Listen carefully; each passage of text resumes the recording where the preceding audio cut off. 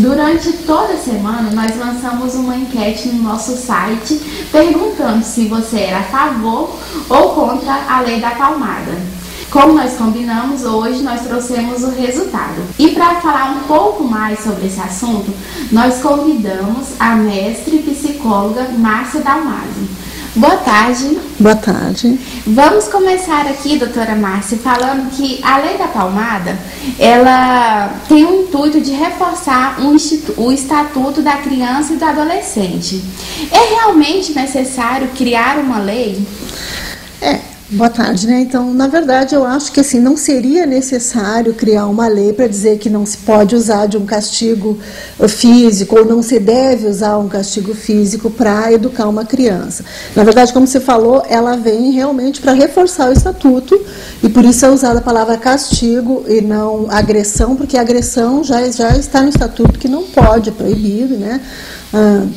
Agressão ou violência física e emocional. Então, isso já existe. Então, ela vem para ajudar no intuito de que você não precisa usar de um castigo físico, né, para educar uma criança. Eu acho assim, na verdade não seria necessário se todos tivessem o conhecimento, a orientação de que nem sempre isso vai ser educativo. Então, como não existe esse conhecimento, essa noção, até por uma questão cultural, né, então veio a lei para que, vamos dizer assim, é uma medida externa, né, assim, de orientação aos pais. Eu acho que o ideal seria a orientação mesmo e o conhecimento do que é uma medida que possa ser educativa e o que não. Essa questão de não haver uma punição física, uma correção física, por exemplo, chinelada, o pai usar uma varinha para educar, isso aí já seria uma punição, né? De acordo com a lei da palmada. Mas assim, até qual assim, podemos dizer, o limite entre uma correção e uma agressão? Ou uma chinelada já seria uma agressão? Eu acho que uma chinelada já é uma agressão. Na verdade, ela não não sei se é isso que você está perguntando, mas ela não é educativa, certo? Você pode querer saber assim, até que ponto é só uma agressão e até que ponto isso pode ser educativo. Eu acho que nunca é educativo, por 3 motivos que eu vou te dizer assim. Primeiro, por exemplo, vou dar o exemplo de uma crise de birra. Uma criança que tem 2, 3 anos, é comum as crianças de 2, 3 anos terem uma crise de birra. Só que chega uma hora que ela realmente se descontrola. Ela começa para chamar atenção e daqui a pouco ela se descontrola mesmo e não consegue mais se controlar, até por uma imaturidade neurológica, vamos dizer assim.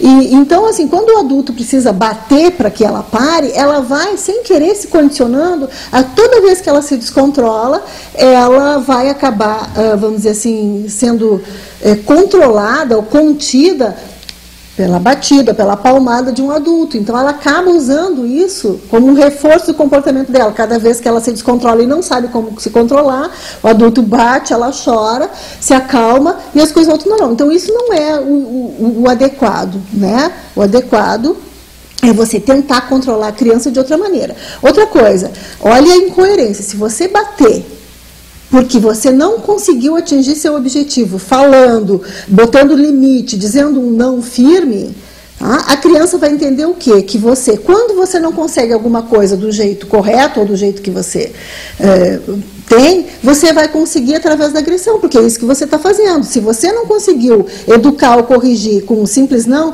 você vai bater e agredir para conseguir o que você quer. É essa a mensagem que você quer passar para o seu filho? Que quando ele não conseguir alguma coisa, ele batendo, ele consegue? Então, eu acho que não é nem um pouquinho educativo nesse sentido, né? Então, o correto seria aí também educar os pais. Exatamente. Né? Eu acho que o ideal, primeiro, porque, como eu falei, tem uma questão cultural. Muitos pais foram educados assim, aprenderam assim, e eles acham, não fazem porque são maus ou são pessoas más, e sim porque eles aprenderam que essa é a forma correta de educar.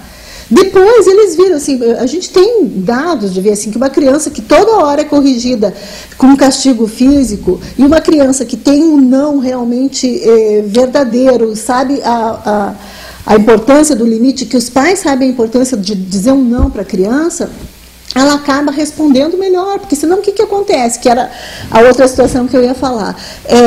Fica uma questão assim, comportamento errado, punição, com palmada, por exemplo. Tá? O que a criança vai entender? Se ela fez errado e ela já foi punida com uma palmada, ela está, como se diz assim, zerada.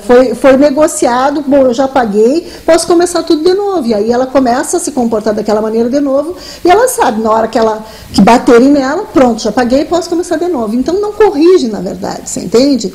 O que eu acho que falta é orientação para os pais, deles entenderem que não é assim. Pode ver que assim, uma criança que você bate uma vez, ela toda hora, ela sabe que o pior que vai acontecer, vai me bater mesmo, então eu vou fazer. Então não está corrigindo, os pais não estão sabendo como lidar com isso, e eu acho que a questão de impor limite, do pai saber, assim, não querer compensar um comportamento de... Hoje em dia, a maioria dos pais trabalham fora. Então, o que acontece? O pai e mãe ficam muito tempo fora, quando chegam em casa querem compensar a ausência. E eles acreditam que compensar essa ausência é deixar o filho fazer, por exemplo, tudo o que quer. Ou então é um não, mas é um não, como eu digo, cheio de sim, que a criança sente que não é um não verdadeiro, né? Quando a criança sente isso, ela começa a jogar, e aí fica complicado. Assim, o pai tem que saber, e a mãe, que um não é importante na vida de uma criança, que um limite é importante, dar segurança para a criança, e isso é mais importante que uma palmada, por exemplo. Falando assim sobre a questão, quando há agressão mesmo, seja ela emocional ou física, psicológica, tem tratamento para, por exemplo, uma criança, um adolescente que foi vítima de pais, enfim, agressores, há tratamento para essas crianças? Como proceder nesses casos?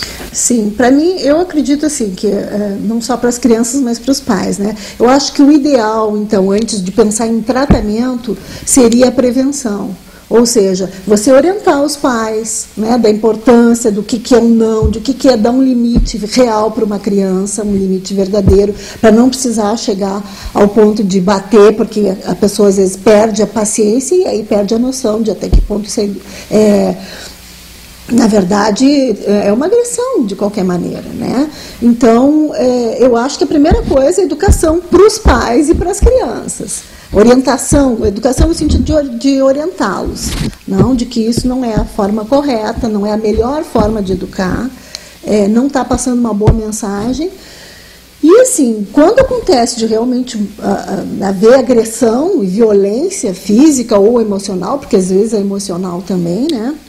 É tão ou mais prejudicial do que a física, eu acho que sim, eu acho que precisa de tratamento, não só para a criança que foi vítima disso, mas para os pais que muitas vezes também foram vítimas desse tipo de agressão na infância.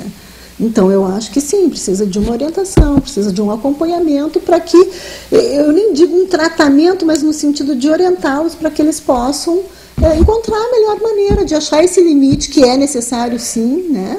Mas que não necessariamente tem que passar pela agressão física. É como se fosse um ciclo que precisa ser quebrado, né? Aí, porque se o pai ele foi agredido e agride o filho, isso, aí... Isso, eu digo assim, até que são hábitos, né, errados, errôneos, assim, de educação, que precisam ser rompidos. Você precisa encontrar alternativas que não seja agressão, porque senão, é exatamente aquilo que eu falei no início, você está passando a ideia de que você só consegue o que você quer com agressão.